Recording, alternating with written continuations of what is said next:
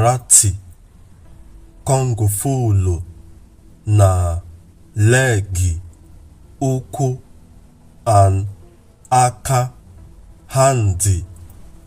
We use our leg, ụkwụ and aka handy to fight.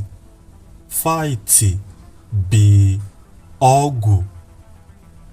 Ọgụ na fight. Mashiya Arti na